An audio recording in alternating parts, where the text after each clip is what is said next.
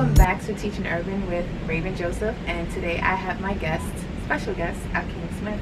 Thank you for joining me. Thank you for having me. So, tell us how you got into education.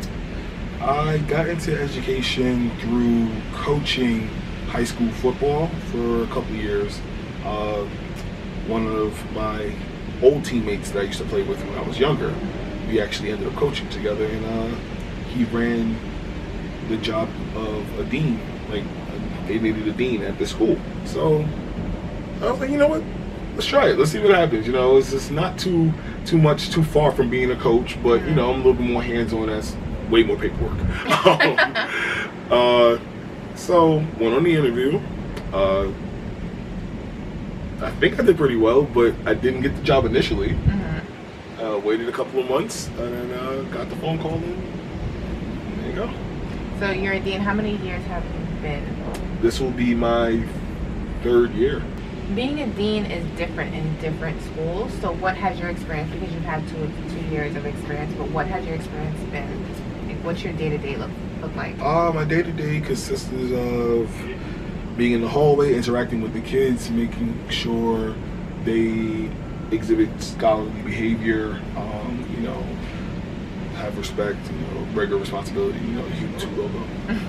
Mainly, I'm in the hallway, I'm interacting, have to follow up on a lot of culture trackers, paperwork, disciplinary actions, making sure, you know, not just discipline, and actually interact with the kids that are doing well and doing what they're supposed to do, you know, and the ones that, you know, at risk on certain things, you know, you just, you know, interact with them a little bit more and go through plans with them and make sure they execute and be the best human being they can be. What do you think is like the most fulfilling part of your job? The most fulfilling part of my job is always seeing a smile on the kid's face. And it doesn't have to be a reason that I cause, it can be just any reason. I just love seeing the kids happy. Because when they're happy, that's when they're at their best. That makes sense. As a dean, I know you've gone through so many experiences, so many challenges with the behaviors, right? Like, what was something that you've experienced that you thought you weren't going to get through with the students, and how has that helped you to be a better dean? I think one of the challenges I've had, this was in past years, there was an encounter with a young man that had a problem with a couple of students in another school that's in the building. So constant going back and forth, you know, they would engage in verbal, you know, discussions, more verbal, like, you know, altercations before anything got physical. I would get there, break it up, or somebody else would get there, break it up, and just be done. So one day, the young man from my school decided to go all the way downstairs to the other kids' schools and meet up. And they actually got into the physical altercation. Big brawl happened. Had to run downstairs, crowd control between my school and the other school, get the young man, make sure he goes to the nurse, you know, all these things going on. And my head is like going crazy, but I'm reacting to it, just trying to make sure everything is okay. Didn't think I was gonna get through that because the young man still wanted to go after the 2 gentlemen he just fought. And I almost lost it because at that point I'm like, what is not resonating in your head that this is a bad idea? Just stop. I had to sit back for a second. I was like, I remember being a teenager. Teenagers are bullheaded. Remember, they think they're invincible to the world. That's never changing, ever. No matter what generation. No matter what generation, their pride. A teenager's pride is the most dangerous thing to them. But yeah, so I didn't think I was gonna work through that one, but we got through it. All that drama died down, and we worked it out. So you're saying checking yourself and your frustrations, and like, I gotta remember they're kids, they're not adults. They know what they do, but they don't know how to react to it yet. They don't know the proper way to react to this. So speaking of that, has there been anything that you do to help students to understand their emotions and like manage their emotions? You put on events, any programs or anything like that? Well, I coach the flag football team, so I have that. They can use that as a transgression, actually doing some activity. Mainly through conversations. I mentored 2 students this year in DJ. Like they showed interest in that. Oh yeah. So,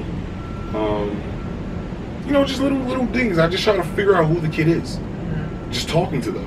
You're a human. Let's have a conversation. You're not a child, but you're not an adult yet.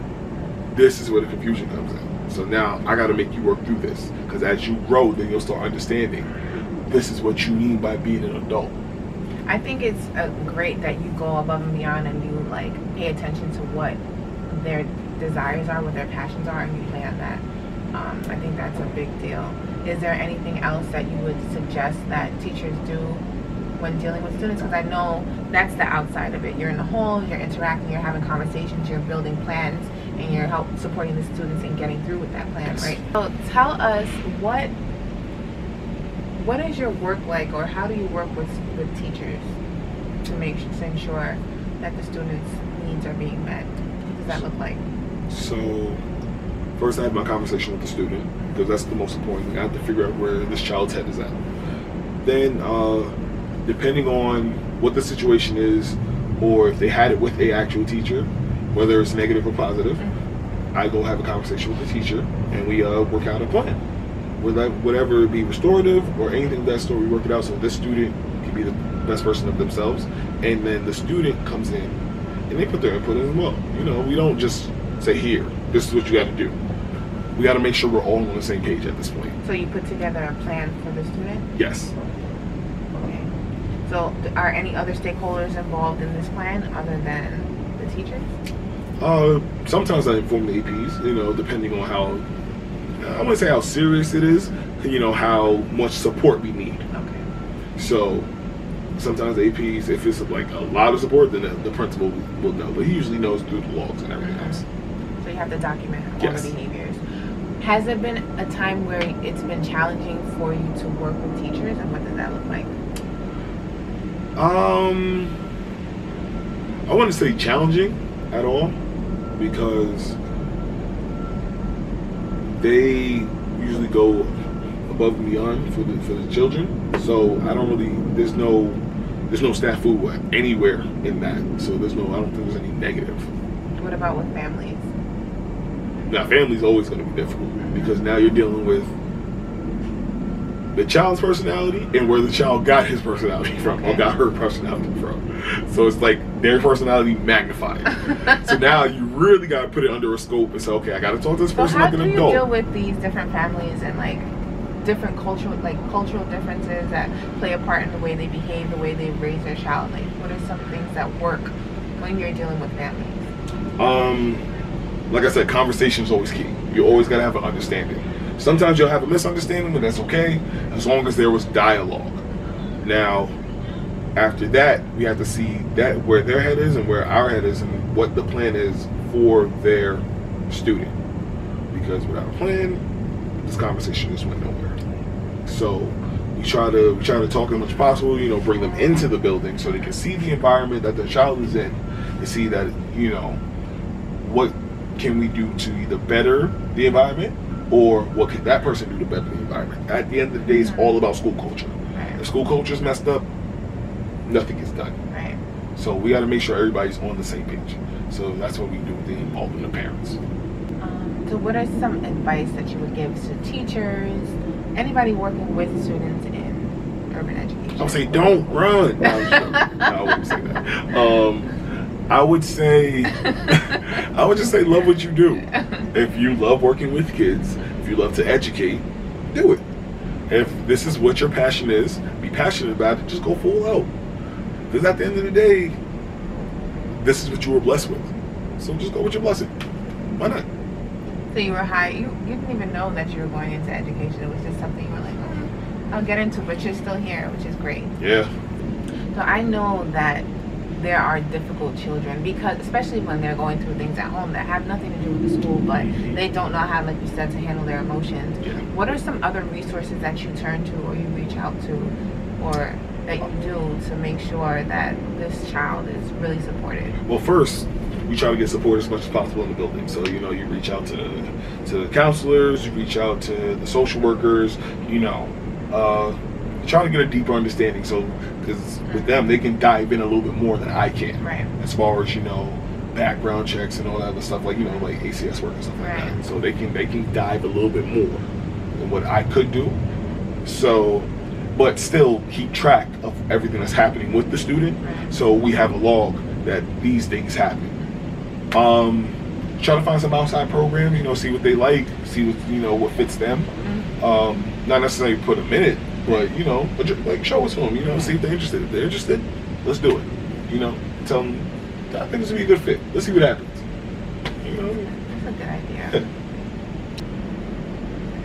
What are 2 things that you would advise to someone else, like walking into the door as a dean that you didn't know, that you wish you would have known or somebody would have told you?